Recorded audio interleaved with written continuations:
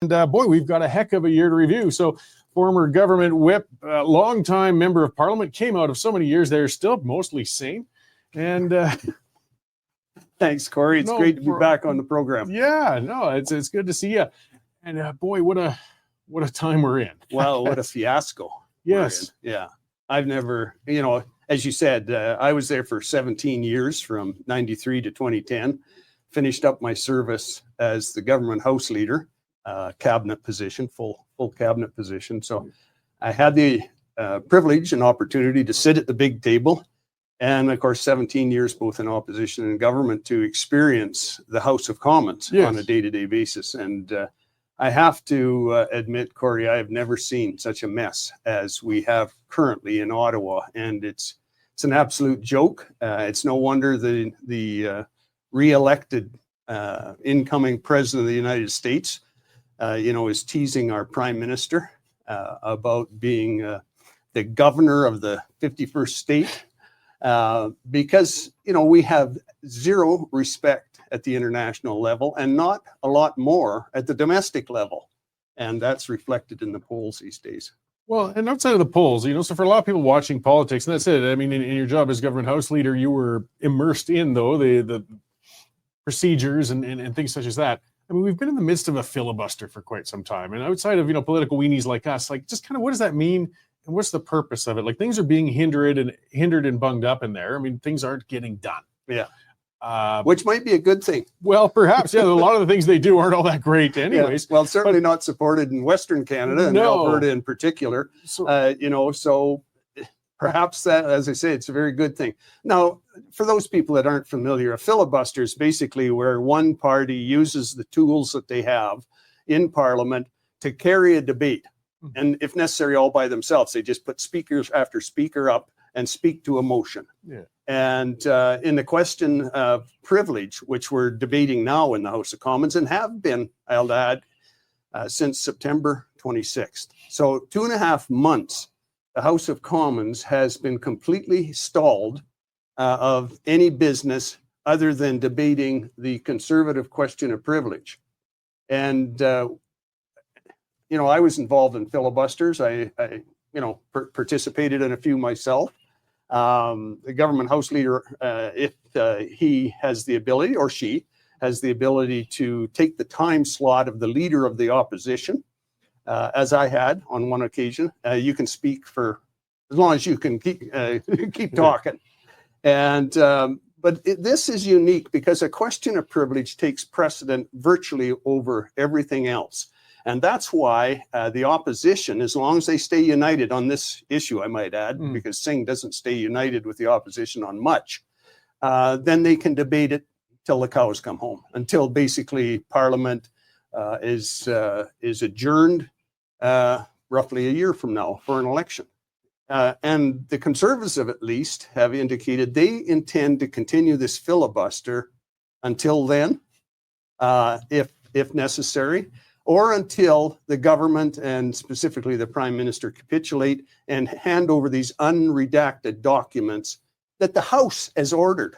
I've never seen this, where a government has just refused for 2.5 months to hand over documents to the opposition and by extension to the public. Yeah, and that's what I wanted to get to. I mean, they aren't just having a temper tantrum or holding up the House of Commons for the sake of holding it up. There is at least an ask, a demand, because we do have something bizarre going on.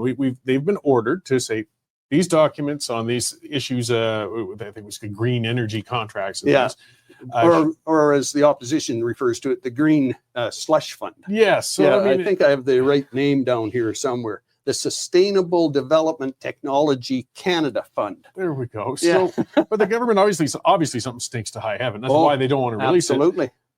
But I think that there would be some criminal charges from what I've read about this. Yeah. It certainly lends itself because that's part of the demand from the House. And when I say the House, you remember that, ironically, we are in a minority government situation. If the opposition bands together, they can demand anything. Yeah. And as long as they have the votes, because the Liberals don't have enough votes to outvote them like they would in a majority situation. So what we have here is that not only are they demanding these unredacted, that means, not having entire highlighted, sheets blacked out, but unredacted documents, but that they be turned over to the RCMP to see if there's a possibility that criminal charges should be laid. Well, it says something, though, that our system is somewhat broken then in holding a government to account when the only recourse, when it's been ordered, I mean, we've done everything else possible. Hey, you're supposed to do this. And then they just stand and say, no, we won't do it. A filibuster is the only tool they've got. Exactly. This is not good. No, it's, a waste of resources, as I say, roughly 2.5 months. They're back on this today after taking a break for a couple of days to do bills that allowed for the appropriation of funds, because that's why I said earlier, money bills are a different. There's a conflict there about which takes precedence, and they agreed that the supply bills that supplies the government with the funds to carry through to the end of the fiscal year, which is March 31st, are at least equal in precedent. So the speaker ruled that they had to take a break. They had to get the remaining supply days, which are opposition days. That's why we had yet another vote on non-confidence by the Conservatives the other day. Ironically, or not, it was defeated again because Singh, and I got to say that Jagmeet Singh, to me, just sitting back and watching the shenanigans during the House of Commons, he has got to be the greatest hypocrite in the history of Canada. Mm-hmm. That last, you probably have referred to this. I haven't watched your program, but for the last while.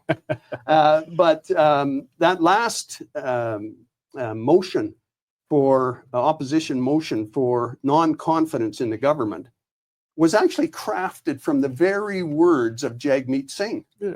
Well, it was and he still voted against his own words. Yeah, it was a beautiful political maneuver. Yeah. I mean, it was forcing him, because he's always talked big but backed off. Well, exactly. Here's your chance. Yeah. All your very own words, put it into action. And of course, he backed off. Yeah. But again, it's just, I think a lot of Canadians are just starting to tune it out, though. And that's not a good outcome. No. I mean, they're getting cynical. I mean, becoming upset, becoming frustrated, it's natural, it's normal. But cynical is not healthy for a democracy. And they watch these games going on. And, left, right, center, doesn't matter. You start to think, well, who is leading us? Yeah, well, no one, unfortunately, certainly when it comes to Prime Minister Trudeau. Absolutely, Corey. I'm just appalled at what's happening. We have disagreements all the time in the House of Commons. That's partly the purpose, right, is to have the different points of view. You're across from each other. But you hope that at the end, I mean, if it's the will of the House, that the government will accede to that. That's traditionally what happens. But, this is not the first time this has happened. It happened under the early days of this government back in 2015, 2016. It happened under the SNC Lavalin, where the government ended up losing their attorney general, Jody Wilson-Raybould. Yeah. I mean, who was forced to quit because her ethics didn't allow her to do what the Prime Minister wanted her to do and protect that corporation. And then we had the WE fiasco, where they were going to give, I think it was over $1 billion to that corporation, and something stunk there to high heaven. Yeah. And we ended up that the Prime Minister called an election over that. And then more recently, we had the fiasco in Winnipeg with the health lab, and those two Chinese scientists. And we never did get the information. Again, the House was calling for unredacted documents showing what transpired there, and we never got it. So this is a Prime Minister and a government that is constantly consumed by covering up their own scandals. And even the stuff that's going to come out, I mean, they're kicking every can down the road. The one thing they've been able to get through all this time is money bills and spending, and it shows. So the quarterly fiscal update, which is terribly late already, they've waited until the very bitter end. Yeah, they're going to drop it on Monday at the end of the session and hope everybody forgets at Christmas. But it's got to be bad. Yeah, well, the media is already onto the fact that it looks like rather than a $40 billion deficit, it looks like 50% greater. Perhaps as much as $60 billion this fiscal year. And you got to throw into the mix on that too that Finance Minister Freeland has never hit a target yet in her whole time as finance minister. And when she's asked even a remotely tough question about the finances of the nation, she can't answer it. No. She's completely inept and incompetent. So you throw that in the mix, as well as a prime minister that's a laughingstock around the world, and indeed, I believe, across Canada now. I saw a recent survey that suggested 80% of Canadians want an election. We can't get it though. Nope. And I mean, so now our system won't allow it. So we're hamstrung right now. We're hung up. We're in a mess. They're still pulling off stunts like orders in council to ban guns and do other stunts. Right. I mean, there's ways they can do things without actually running it through the House. But we're coming up on a unprecedented year, a crisis. I mean, we have President-elect Trump coming in, who, whatever people think, like or dislike the guy, he's also one of the most impulsive, takes things personally, unpredictable presidents in known history. And the battle is coming with Canada, a trade war. I mean, this is when we need our House to have their crap together more than ever going into this year. And it's terrifying looking who we've got theoretically representing us going into that. Exactly. And as I referred to already in the program, you see it. I mean, yes, we all have opinions. I think every Canadian has an opinion about Donald Trump. But setting that aside, he is the incoming president.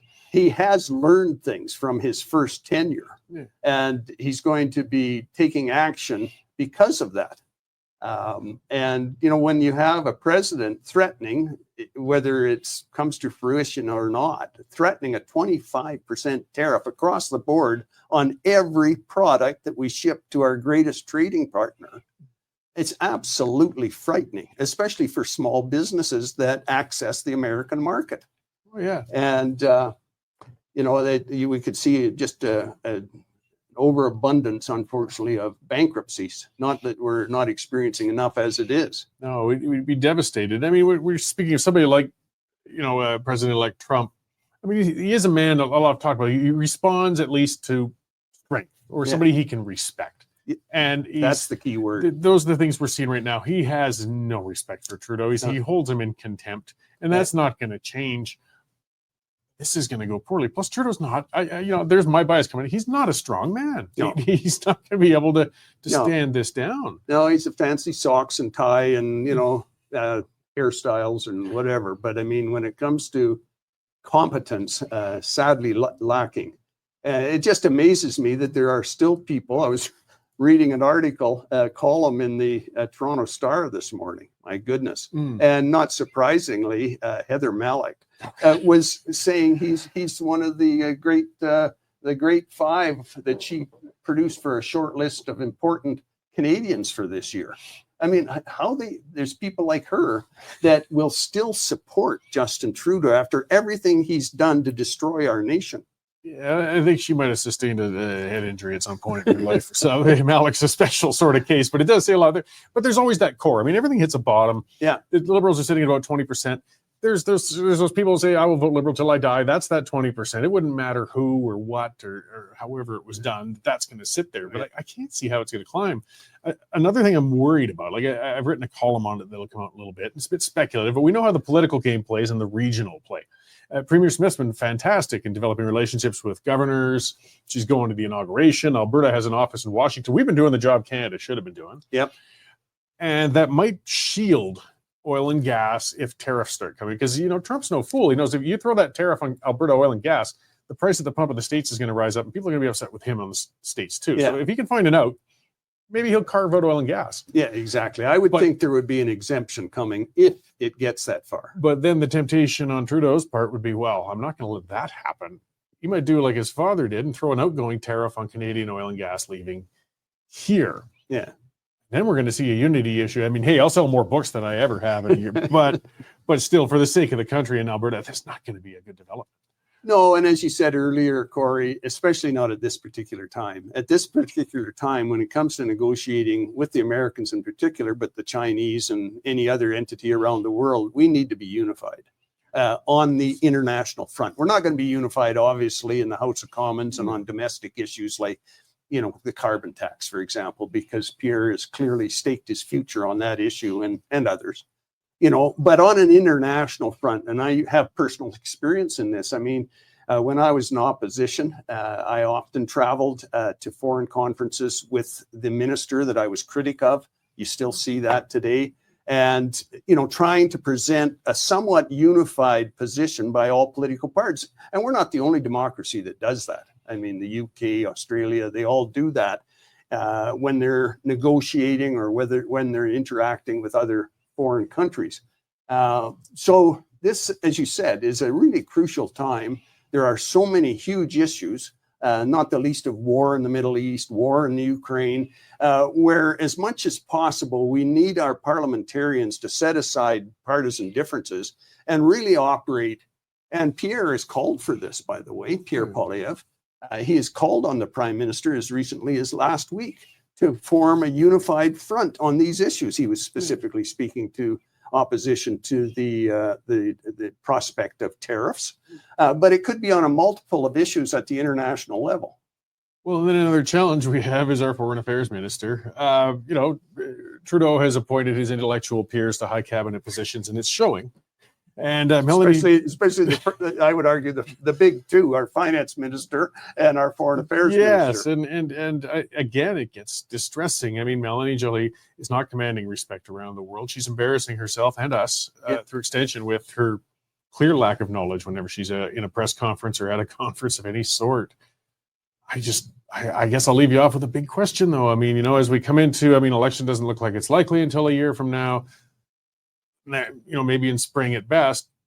What could we hope for in January? Let's leave off with a bright note. What could Parliament maybe do? I mean, I know it's not looking good, but. Well, because the Conservatives have quite rightly, and I don't say that not as a Conservative myself or a Conservative yourself, but because they have really staked their ground on this question of privilege on these documents, right? And I think justifiably so. Anybody that looks at that issue is going to say, well, what is going on here?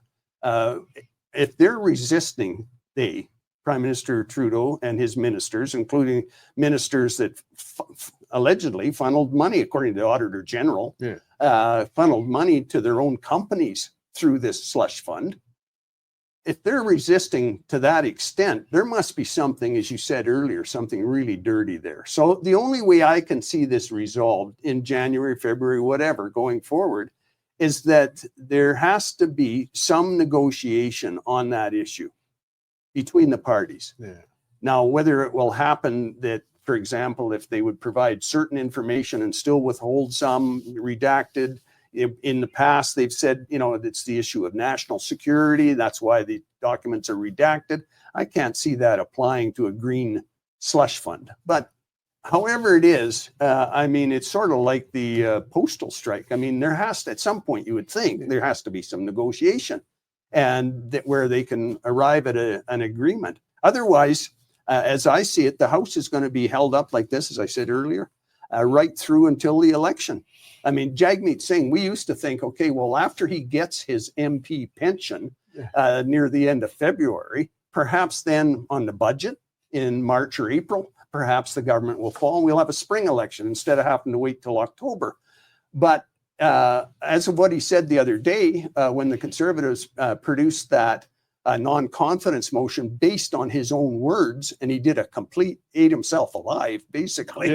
And he did a complete flip-flop. He said, no, I intend to honor the agreement that I made such, a show of tearing up in October. I intend to honor that, and it goes until the House rises in June.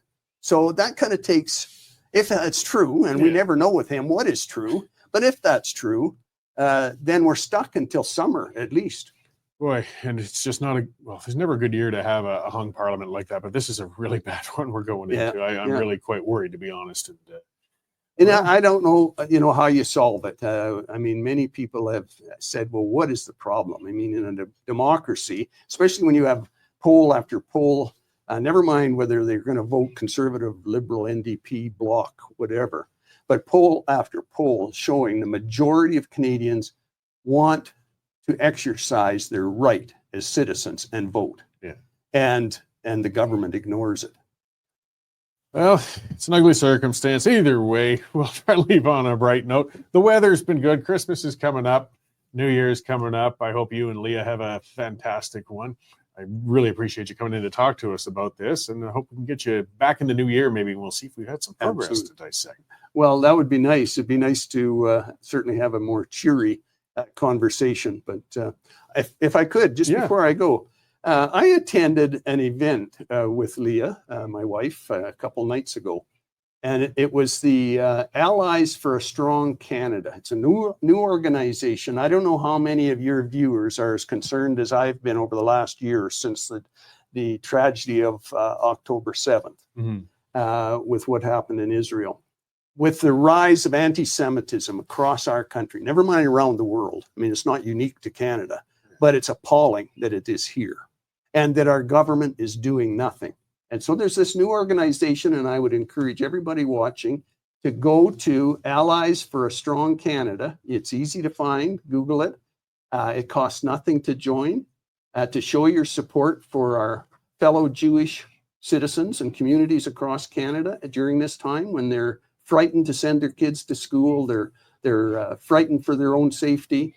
Some of them, unfortunately, tragically, are thinking about moving. It's become so unsafe in Canada. And I hope you go there and join it. It costs nothing, but it would mean so much to our fellow citizens. Great. Well, thanks for that plug. It's good to get together. I mean, yeah, if a parliament can't do it, citizens groups have to at least get the messaging out there, and we got to start taking care of things ourselves. Exactly. All right. Well, thanks again, Jay. Good to see you. you. I'm sure we'll see you again soon.